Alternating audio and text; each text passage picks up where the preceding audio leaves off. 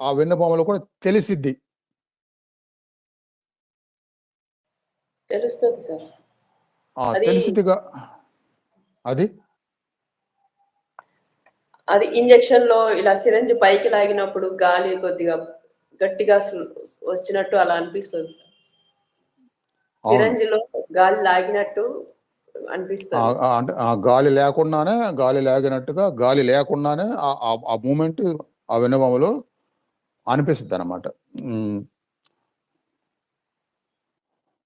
2 అక్షరాలు నేను ఏమన్నా అంటే మీరు మర్చిపోతారు చెప్పేది. అది అనగానే అందుకే ఆపేసా చెప్పమని. అలా తెలిసిద్ది.